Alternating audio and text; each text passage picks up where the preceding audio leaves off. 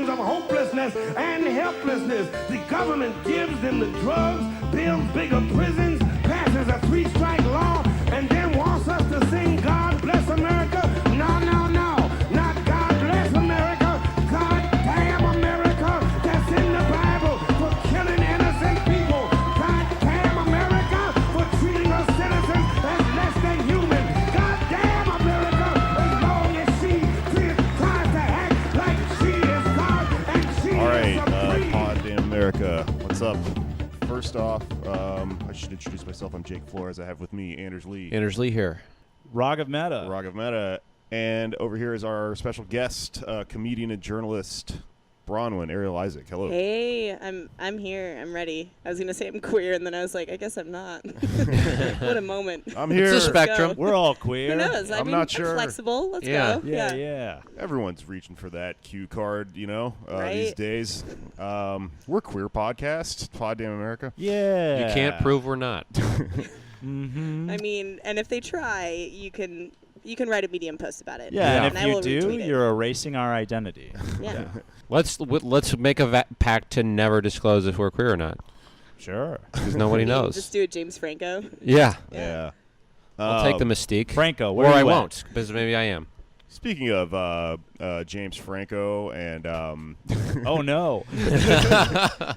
and his ilk, I completed the set. I've now Twitter feuded with both Elon Musk and Grimes. Power couple. Grimes tweeted something I found pretty ironic, which was she retweeted Mitski, who I'm a big fan of. Mitski, the musician. Yeah, she's great. Love Mitski. Mitski is saying something along the lines of, I don't have a religion to keep me in check, so I like to think about my fans that have tattoos of me. You know, when I think about that, it keeps me from doing something, you know, really stupid that might disappoint them. And I tweeted back at her the little chin scratchy emoji, you know, as if to say, like, thank God you haven't done anything stupid recently. You know? And then she just responded to me with the same emoji. I have no idea what it means. It's way scarier and threatening than what Elon did. On a previous episode where Jake sent, what was it, the snail tweet? Yeah, his, which is a great sentence again. I sent the snail tweet to Great. Is Elon that just a Musk. tweet Yeah, that dude. takes a Yeah. long time? This is Like snail mail? should be a book that's just that sentence from you and there's title Late Capitalism. I sent Yes. Elon the snail tweet. But yeah, he sent you the winking heart face emoji. So or I've been whatever. communicating with this power couple through emojis, which I think means we're flirting. I Yeah, think this yeah. is like, I think they're going to develop this into a dating app. Like, it's Oh, only yeah, going to be it's emoji based. It's called yeah. Musk. Meet someone on Musk. Yeah. Grimy Musk. Yeah, so I'll report back if I end up. I mean, I am going out to L.A., so, you know, if I end up having some weird threesome with them and some sort you're a of. third party. The surrogate for the Partner? alien. They Yeah. want. You know, they're looking for a third. I'm their unicorn. These you know? third party partners are fucking up all our sexes, or all our sex sessions. Yeah, but I'm very curious to see what goes on in their sex life because they're nerds and they're rich and bored. So that leads me to believe They that have to go to sex party. They host it's them. They one or the def- other. like- I feel like it always goes in one direction. They're either Yeah. maniacs or they have the most boring sex ever. Yeah, like I feel like she like takes apart robots and then just like fists him with the parts of the robots. Yeah. And then they cry and they listen to Neil Young. He probably has a machine to like have Ooh. sex with him in the perfect way so that no human could reproduce. So at this, it's And just she like writes the a vanity poem thing. during that. Yeah, she writes a poem. 100 Yeah. strokes per minute machine. Yeah. Right. He's not dating her for the sex. Like, I always wonder, like, because some of these people are clearly like sexually incompetent. And they go to these wild parties, and they're just like is Jeff Bezos like making moves at the Eyes Wide Shut party, or does he go in there and it's like, Oh man. can we turn the lights off when we do this, or some Yeah, shit? Elon Musk did dress up like the Marquis de Sade and was like, "Oh, pretty cool, yeah." You know, he's clearly doesn't know what he's doing. You know, in the world of sex or I feel dating like or he'd, whatever. like, take off his shirt and be like, "Did you come?" Yeah. Like, he's just the like Grimes. I'm not some of her fans because I enjoy her music, although I will admit I haven't really listened to her in a few years. But some of her fans were like, "How could you have bad taste in men?" And I'm like, Grimes definitely seems like she has bad taste in men, but she seems like she would just date a guy with a rat tail that was rainbow colored, who claimed that the rat tail like let him communicate with his soul. She doesn't seem like Elon Musk, but I mean Elon Musk is pretty much that guy. Yeah. Yeah. He just cut off the rat tail. I mean, This I can kind of see it. With makes $1 sense in billion. my head, yeah. Yeah, I mean, she makes good music, but a lot of times people are creative because they're, doesn't mean they're smart, or emotionally put together. And Unlike us. We're very stable Yes. but also smart and funny. Yeah. So yeah. Speak for yourself. Infallible sex machines, all of completely, us. yes. Oh yeah. Yeah, I'm glad I never got into Grimes' music, but if like Mitski fucking hooks up with the Winklevoss twins, I'll be pissed. But That'll break my heart. If St. Wow, Vincent, that- ends I'm not up- gonna be able to get that out of my mind now. might make a great album. Yeah. Who knows? Yeah. Angel Yeah. Olsen and Bill Gates just start Oh yeah. not post-punk enough, I guess. I'd be kind of into that. Well, I was gonna say St. Vincent would probably break my heart, but now I'm trying to think of like a man and a woman millionaire. She hangs out with weird like fashion cucks though. But, Yeah. Yeah, she seems cool. Yeah. I don't ever want to know anything about her because if I found out she sucked, it would break my heart. What if Yeah. it's like what if the dude is it's like David Byrne and like Joanne Reed?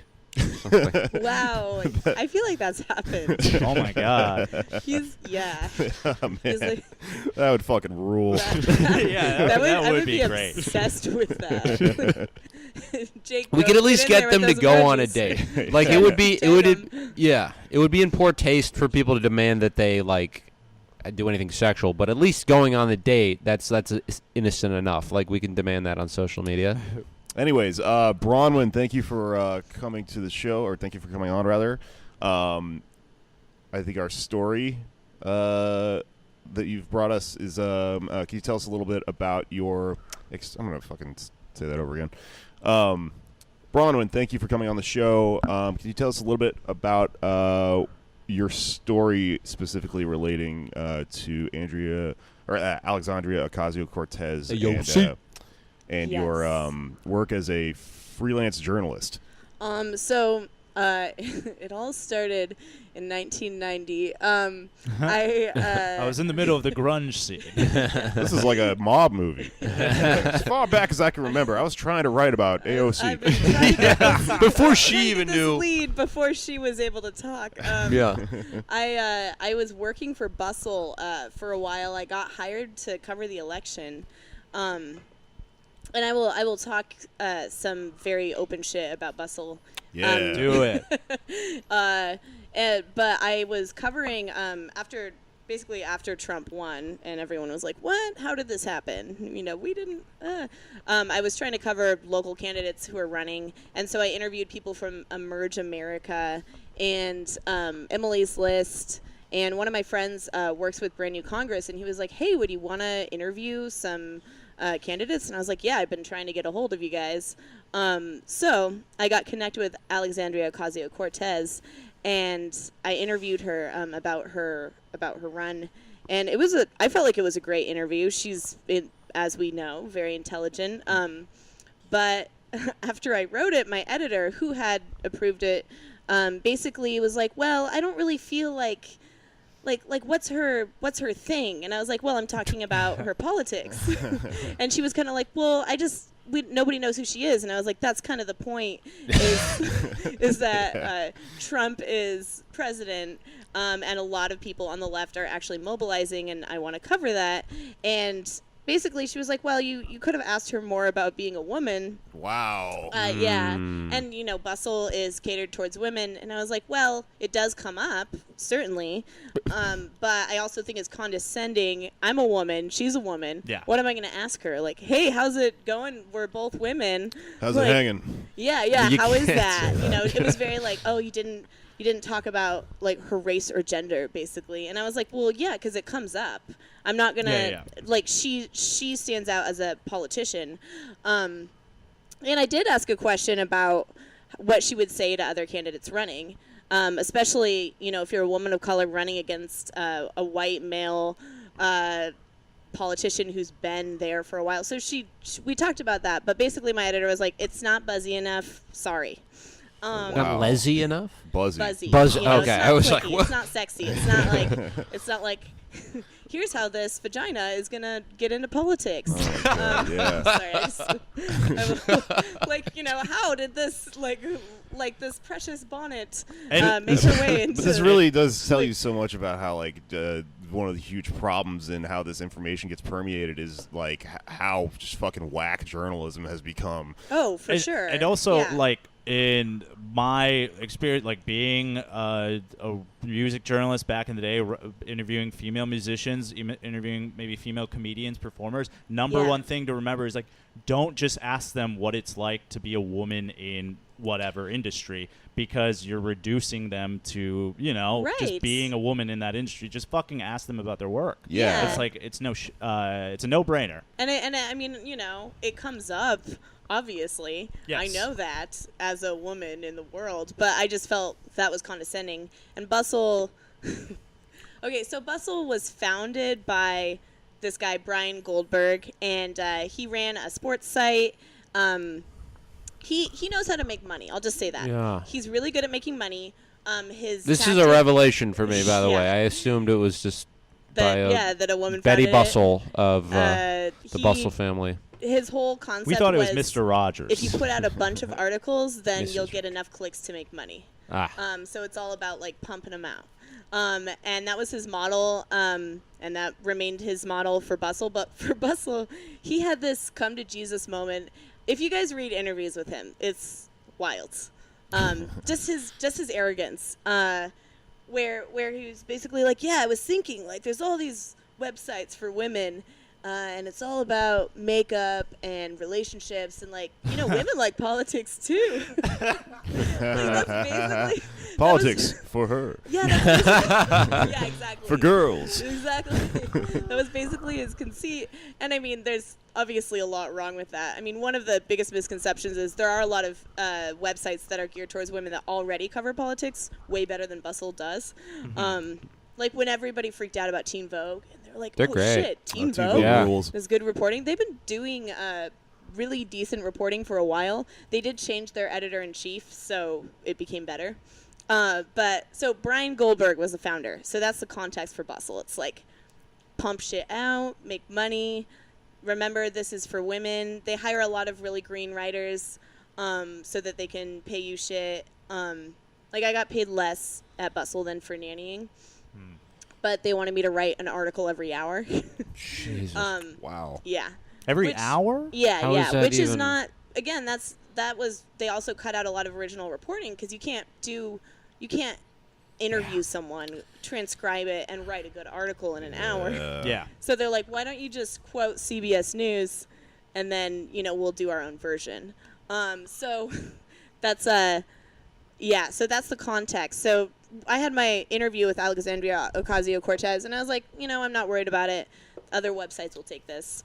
And I pitched it around to other websites, and I don't want to necessarily smear all of the websites because I don't think they're all on the same level as Bustle, and I have a lot of experience with them. Sure. But I pitched it to a number of websites, and it was kind of the same thing in different words. It was just we don't really know her.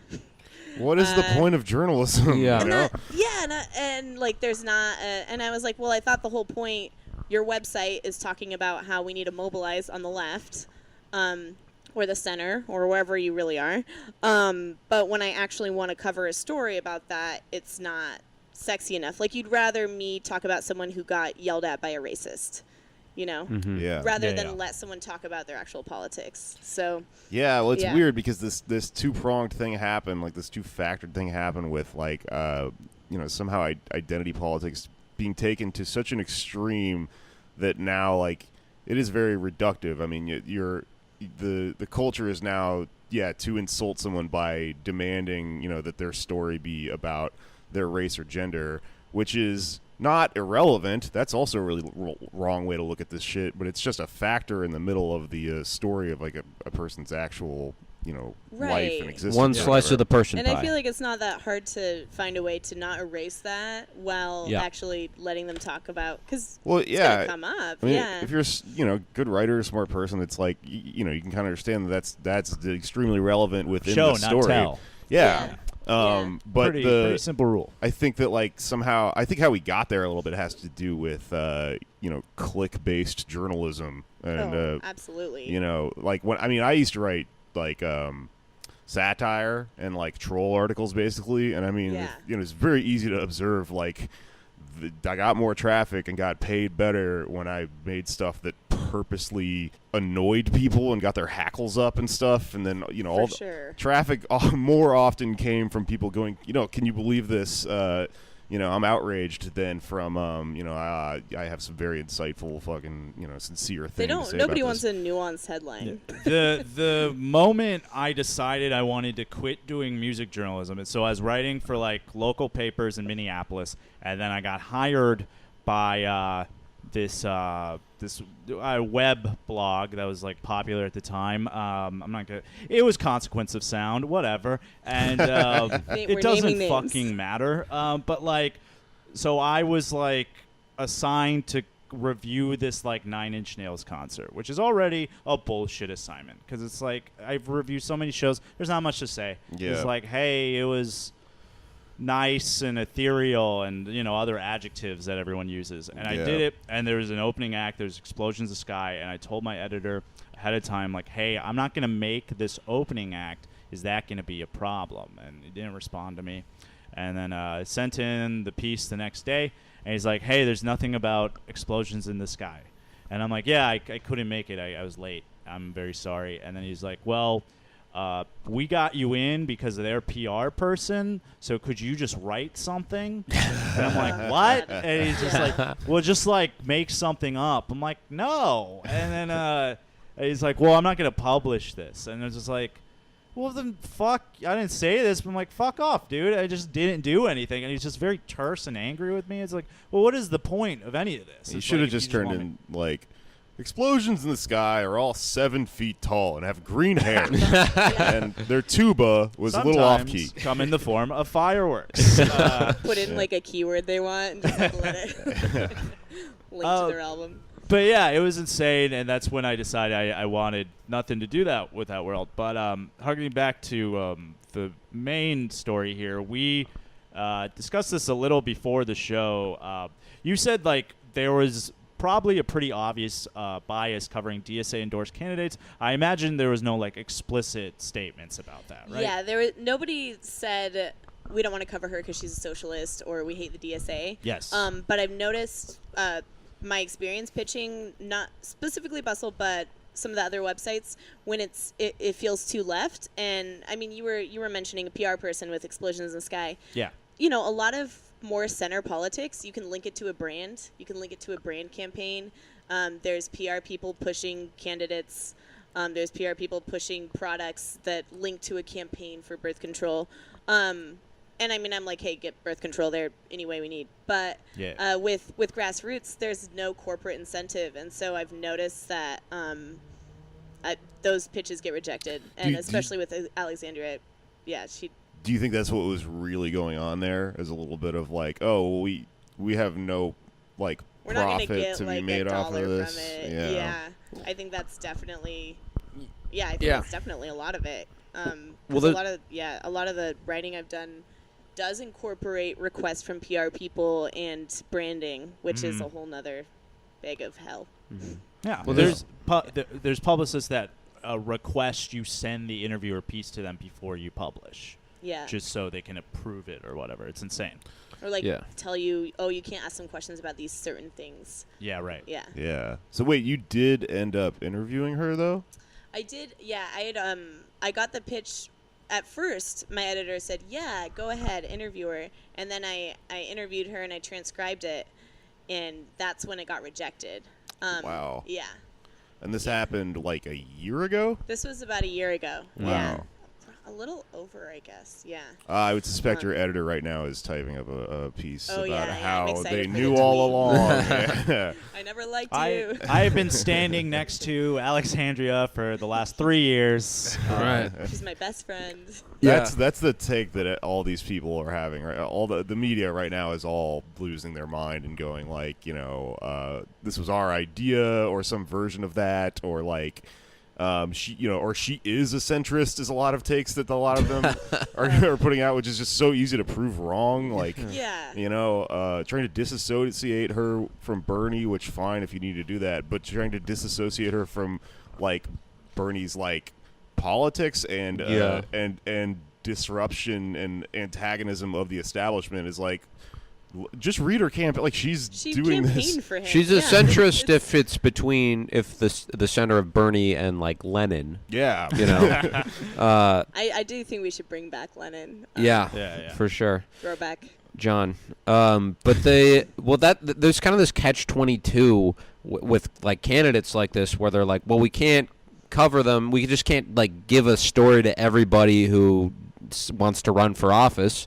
They have to have a chance to win, but like, okay, where does the chance to win come from? It comes from the media, and like a lot of people have said like her campaign may not have succeeded, or at least wouldn't have been as successful without The Intercept giving her coverage. They didn't like come out and endorse her, but the fact that they're giving a voice to somebody who's running this kind of uphill campaign is something that they thought was an important thing that people should know. Like, you should know that you have options if you're living in the United States, and you're thinking about voting. And that certainly helped, but it's also that they just organized well, and they got on the ground, and they spoke to people, and they got people who never voted to vote. Like the people in her district, a lot of them are probably not reading The Intercept.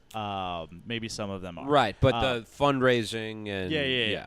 Well, what she was offering is like the kind of bottom line to look at what's the common factor here and why knocking on all these doors worked. The policies themselves speak to somebody, but it's all this different stuff at the same time. I just think that like if you look at the bad takes surrounding it, they tell you a lot about how disingenuous these people are being. I noticed something right after she won that primary that really bothered me, which is that a lot of people are attributing her success to quote-unquote demographics, which is just a coded sort of way of saying something racist, which is that she's in the Bronx, she's a Puerto Rican woman. They voted because they love MS-13. That's why. They voted because they're the same color as her, right? And so the center has been saying 4 things I think are really funny because they all contradict each other somehow at the same time.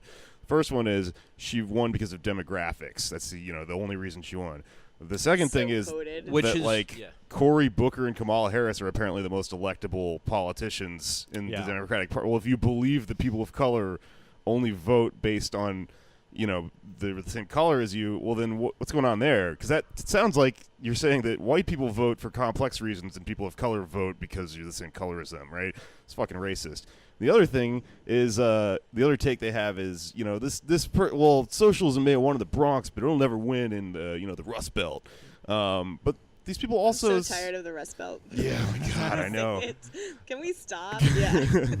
Well, these people also say that, socialism is a white dude's thing or whatever. Yeah. Well, it's like, what do you think the Rust Belt's full of? So all these things contradict each other all at the same time. Right, and that's what they're saying about Bernie. It's like, this wouldn't work in the inner city when he's won, West Virginia and shit. Yeah, they just said it in the other direction. Yeah. And the thing about all that Rust Belt shit, all those states, is when they quote these they specifically list off the states that Bernie won by leaps and bounds in as being the ones, they'll never vote for socialism there, so... What boggles my mind is there is this guy who went on MSNBC. He's a pundit. Maybe he works there. Jason Johnson, who is black, has glasses, so they let him on MSNBC. And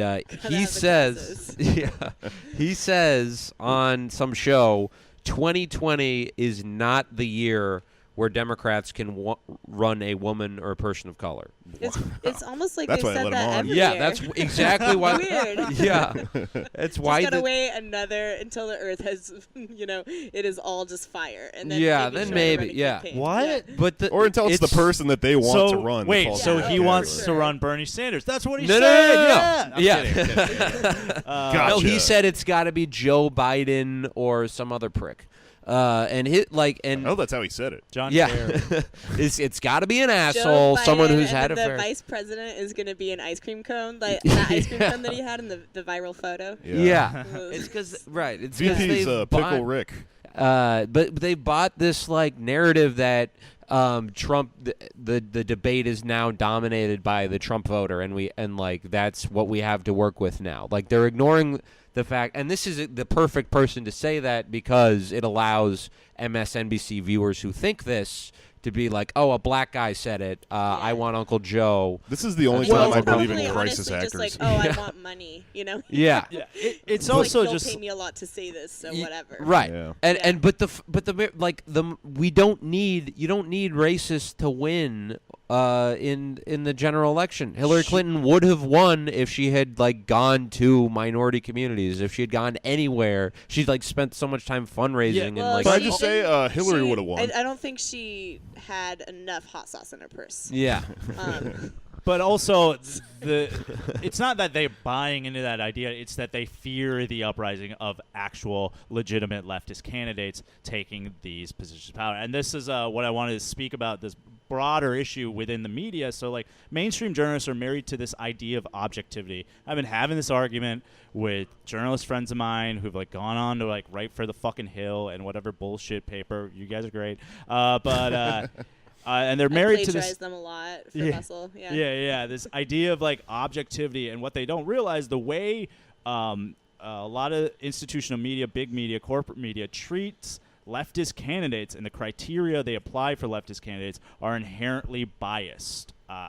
How much money did this person raise? What are their policies? Are their policies too radical according to, compared to Kamala Harris? The questions you got, for example, is I don't know this person. That's an inherently biased position to take when covering politics. It's like, because they're personalizing it. It's like, well, I'm someone who is embedded in this, ecosystem. And if I don't know who this fucking person is, why do I fucking care? And like, what is more like, corrupt than that, and like more of an antithetical to actual journalism. And I mean, even from just like a humanist perspective of, we want to tell stories and show, like the New York Times did 10 profiles of Nazis in the last year and a half. Yeah. 10. Yeah. But they don't. But nobody wants a profile of a socialist. Yeah. Right? Yeah, that's even if way we're more not gonna dangerous, go, apparently. Yeah, we're not going to endorse, or we're not going to even do it from a political perspective, which I don't agree that that's even possible. It's like a lot of mainstream media. I sound like Donald Trump saying that. A lot of mainstream media won't even treat. If you're left, you don't even get an article about how you're a person with a grandma. Because that's too scary. Yeah. It's just, and they but would we're going to interview these Nazis because we need to figure out how they think, but we don't want to hear someone on the left. Yeah, exactly. Yeah, well, they talk about the left as being like too purist and uncompromising, and it's like, well, these people would much rather compromise with Nazis, than adopting any of this Like, left genocide stuff. is kind of like a U.S. thing that's patriotic. So How is that not purity politics? Yeah. It's racial purity. And it's very simple if you just and we talk about this all the time, if you follow the money, all of this starts making more sense. Like if you look at giant journalistic conglomerate, Condé Nast publisher, they publish Glamour, GQ, Pitchfork, The New Yorker, Teen Vogue, Vanity Fair, owned by a company called Advanced Publications, which is run by these old New York money billionaires. Bob Vance. Bob Vance Refrigeration. It's like SI, Newhouse Senior, some shit. But and these companies are known for common labor abuses. They don't pay writers on time. They don't pay their interns. They had to end their internship program in 2013 after 4 interns sued them for working for the New Yorker and W Magazine, and they were getting paid less than minimum wage. and then they had to just end their whole fucking program. And then extension of that, Paper Magazine, which is another huge digital media They outlet. rejected the interview. Yeah, also. they also rejected her interview. Just gotta Is get my- owned Just gonna Google by what they're saying about her right now. Entech Media Group, which is headed by Tom Floreal, who is the former CEO of Condé Nast.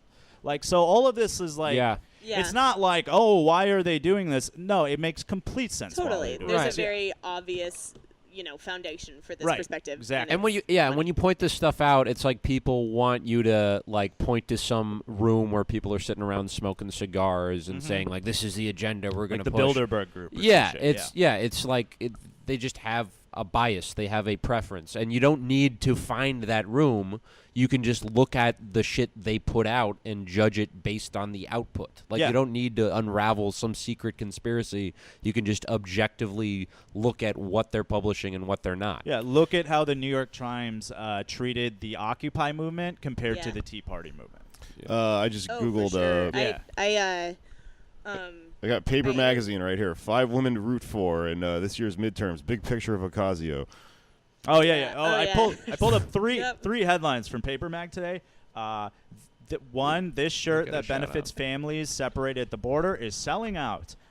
4 moments black women took up space and changed the world. And the third one, Elon Musk is helping rescue soccer team trapped in Thailand. Oh my God. Yeah, they got the holy trinity of wokeness, Dude, corporate wokeness. He is like he. Okay, so he proposed a way to rescue these kids with these like tiny child-sized submarines, which is like That's my favorite child-sized submarine. Finally, I for saw children. a mock-up of one it. of those. If you want to really run away. I'm sorry to interrupt, but I got to just No, put this do in it, here. yeah. I saw him respond to a mock-up of it and say it was real. A mock-up was basically like it's a tube with like no windows that you put the kid in, and then you can see in the mock-up the kid laying down like the beds that the Venture brothers sleep in that teaches them math and shit, and then like 2 scuba divers holding on to other ends of this fucking weird underwater coffin thing that they're going to use to take the children, through the whatever cenote thing out back up to the surface. It is demented and weird. That was his second idea after inflatable bouncy castle tube. Yeah, He rules. One day we will all live in an Elon submarine. Yeah. Finally. To use this to speak about the broader, political leftist climate right now. Like, what originally attracted you to Ocasio-Cortez in the first place? I mean, I think her story. I mean, obviously, like, she doesn't come from money, and as, I mean, like, she was a bartender a year ago, but she's always, when I talked to her in the interview, like, she didn't grow up wanting to be a politician. She's always been really involved in her community. She was a Girl Scout. Did you ask her favorite cookie? She got like A's and went to the science fair. I didn't ask her favorite cookie, which honly, I think if I had asked that and that I put it would've- in the headline, yep. That would have been it the was like, scathing this- takedown they wanted. This former Girl Scout hates Thin Mints. Oh, And they would no. publish- No, and then I had to none of it. shoehorn in the whole campaign. I think, 2020 hindsight. Yeah. This candidate didn't like Nanette. Yeah. I think as It's a corny new Girl as it Scout cookie, the sounds, Nanette. her motivations epitomize the ideal for democracy. Like she didn't come from money. She didn't come from a family where this was on the table. It was actually her looking at the problems around her and saying, okay, I'm going to fucking do something. And I feel like that's a message that's peddled a lot, especially by corporations. People who It's don't like, mean you it? can all Yeah. we can all change it. It's a meritocracy. Just go be the change you want to be. And she's actually trying to do that, and people are like, fuck her. Well, I think it's Except now everyone's trying to put everything on her. right. She's gonna save the left, and I'm like, no, we have to support other candidates. Yeah, you can't- she's I- a first. You can't put all your eggs in any of these that- baskets. It's also yeah, not about these people. So it's a couple No. things that the Pod Save America boys. I'm sorry, I'm just obsessed with this, and this is the premise of the podcast was to shit on them. So I got to get a little bit of in there.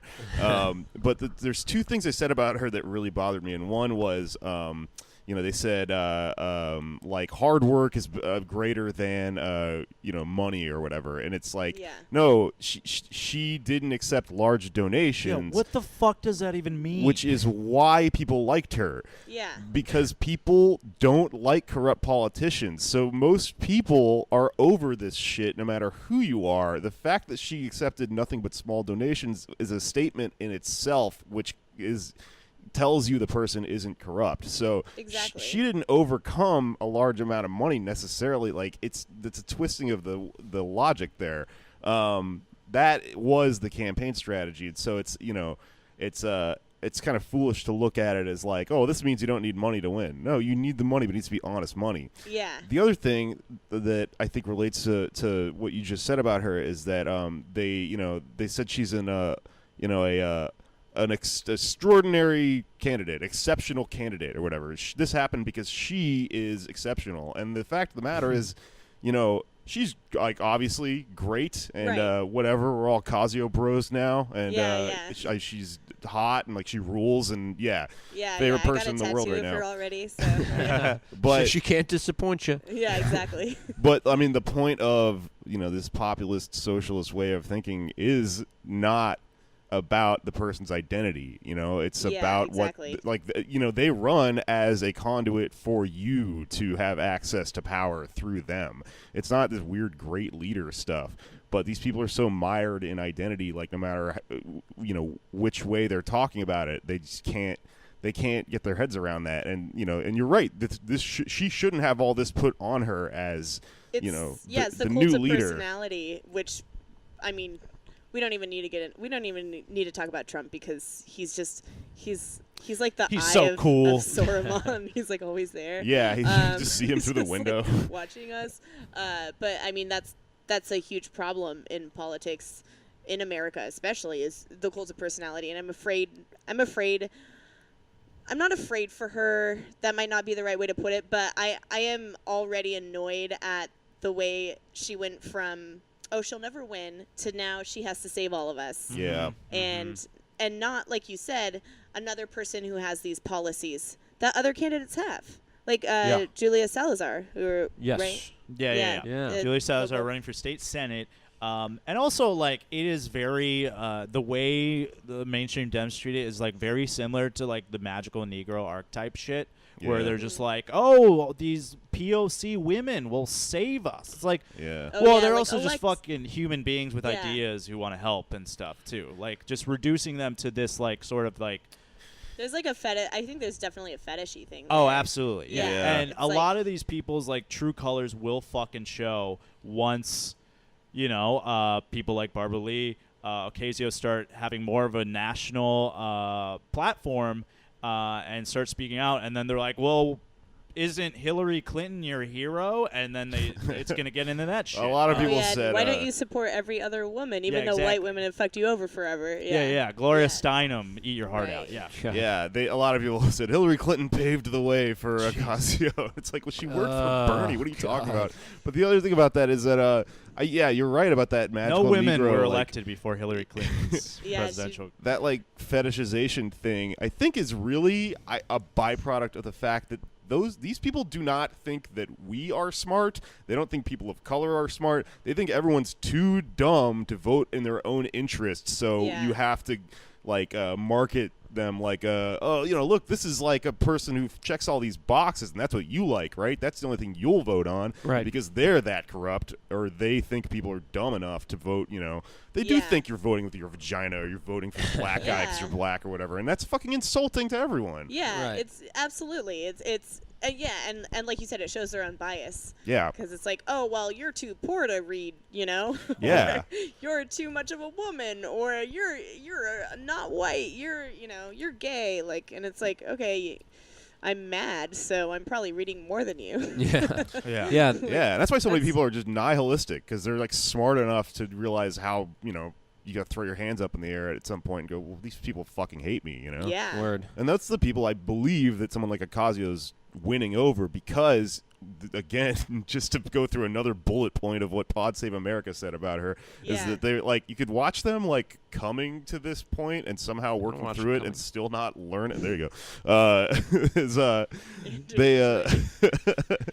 Anders would have won. So they said, like, well, you know, what's amazing about what she did was instead of going to the voters that previously voted for someone else, she went to people that haven't voted before. Like, it's like a novel idea. I didn't know that was possible. Yeah. Yeah. What do you mean? Talk to your neighbors. It's kind of what they did with Obama, except they didn't say anything to them. They're just like, black guy, hope, change, cool, vote. Well, they had a once-in-a-generation candidate. Yeah. Like a guy who's, like, very inspiring, and who I think we all, like, to some extent were, like, compelled by. And they attribute their fucking, you know, vacuous ideas to his victory. But it's like, no, you had Barack Obama. You had the best quarterback in the country. That doesn't mean you were a good team or anything. Right, Yeah. or if the best quarterback if the game of football was, like, you know, going on cable news interviews and, like, answering questions and shit. And and dancing not on actually- Ellen. Taking really Yeah. good photos with children. Right. Yeah. Definitely had to make a slideshow of that once. If you like the ball, It's you like can keep 50 it. photos of Barack. 50 You're Don't giving away pass. the game, Barack! 50 photos of Barack that'll make your IUD fall out, you know. But yeah, I think hopefully she's not going to have to be the only one to carry the mantle of this sort of new wave of progressivism and or democratic socialism going forward, which brings me to a candidate for State Senate Raghav mentioned in this district we are in right now, District 18 in New York. Julia Salazar, who's a DSA member, union members running for State Senate. She's buds with AOC, and I'm hoping I'm predicting they're going to come up with some new term similar to bromance for their friendship, their relationship, because like they are going to have Sisterhood to. of the traveling their sisterhood. socialists. Yes, Also recently endorsed by Cynthia Nixon. that's right. Socializer sisters. Yeah. So that makes The three sense. of them are gonna. I want the three of them to go on tour and like make a band. They're going to crash That'd be so OZ tight. Fest. Yeah. Yeah. Oh, yeah. They do want to cross the street. But it isn't going to be interesting to see how they and other DSA elected officials, the few that there are now, I mean, there's a lot for like a socialist organization, but it's going to be interesting to see how they talk to each other, how they communicate and formulate strategy, and what capacities they do that on a national level for like offices that are some state, city, national level. But there's an interview in Jacobin that Julia Salazar did, and if you thought AOC was to the left of Bernie, I have it right here too. This is pretty rock and roll to hear for somebody who's like actually running for office, who has a chance of winning, knock on wood. They ask her what distinguishes a democratic socialist from a progressive, which I think in the kind of the popular consciousness, both of those things are still kind of new, but I think to most people who follow the news, are just kind of the same thing. But she gives a very good response and kind of a surprising one about how frank she is. And she says, a democratic socialist recognizes the capitalist system as being inherently oppressive and is actively working to dismantle it and to empower the working class and the marginalized in our society. Socialists recognize that under capitalism, rich people are able, through private control of industry and of what should be public goods, to accumulate wealth by exploiting the working class and the underclass. A progressive will stop short at proposing reforms that help people but don't necessarily transform the system. For example, a progressive might advocate for forcing landlords to do necessary repairs on buildings, but unless you advocate for universal rent control and, frankly, eventually, the abolition of private property, which she adds the caveat, though that's not what my campaign platform is about because that's not very realistic, what you're actually doing is just kicking the can down the road. And she says that to be a democratic socialist legislator, to her, is about pushing changes that have a positive material effect in people's lives, but also bring us closer to a truly socialist economic system. Wow. Hot fire. Yeah. Yeah. That's fucking crazy for a soon-to-be I hope, elected official to actually be talking about dismantling. Just actually saying it. Yeah. Yeah. Yeah. You know, because Bernie was like trying to redefine it, and this is where it's going to get tricky because I don't want to shoot ourselves in the foot and like have, you know, someone running for the like U.S. Senate. I might not necessarily want them saying that stuff because that gets a whole can of worms. Right. But she, you know, can walk and chew gum at the same time in this instance. But that's going to be an interesting thing to see going forward is how explicit do we want our candidates to be who we're supporting? Because we are going to need to form coalitions, as we already have to get Ocasio-Cortez elected, with progressives, with social democrats, with people who are not, you know, full-on Marxists. Yeah, no, that's a good point. I think what'll be interesting there is the testing of the waters. Yeah. You know, we'll see. Right. Yeah. It's just funny because I feel like anti-capitalist sentiments are pretty mainstream, and everyone's like fucking look at Office Space, like one of the most popular comedies of like the late '90s, which is just about like the dreary, like the drudgeries of like 9 to 5s and shit like that. Yeah. Fucking. But at the end of Office Space, he works construction, you know, which is like freer. It feels, but that's still, you know. Well, it's not a But it movie might be- about Yeah, Marxism. Sure. Yeah, though. no, It's your just point Like is a your point is well union, at taken. Yeah. least. the sentiment is just there. Yeah. You know, the emotional Yeah, like yeah. resonance. That all of this sucks. Yeah. Right. And there's got to be something better. It's yeah. bullshit. and also, yeah. I Fucking posed. Fight Club came out the same year. Yeah. American Beauty, a lot of these movies, like Yeah, yeah. dissatisfaction with Finding consumerism. Nemo. Yeah, yeah. Shrek 2. These are Yeah. radical. Shrek 1. Yeah. I'm not an anarcho-syndicalist. I take that back. Yeah, any final thoughts or anything before we wrap up? New plugs? Yeah, Brian, where can we find your writing and your comedy? Just follow me on Twitter at Bronwyn Isaac. I'm trying to be into Twitter because I guess that's the thing, right? That's how we do it. Tweet. It's So where the we- discourse happens. Yeah, Tweet. exactly. I post articles You on can there. talk to Elon and Grimes I on post there. jokes on there. Yeah, I might try to hit up Elon this week. See What's if your I handle? can get maybe if he has like a woman-sized submarine, I could just die inside of. But yeah, just follow me on Twitter, Bronwyn Isaac. My name has a W and a Y. Don't get freaked out. It'll all be in the description of the You show. can yell Yeah. at Jake on Twitter. Also, get mad Yeah. at Jake on Twitter. Yeah, Yeah. just get mad at me. I'm like a magnet. Find a way to make what he said insulting. Just To run with whatever it. group you identify with. Yeah.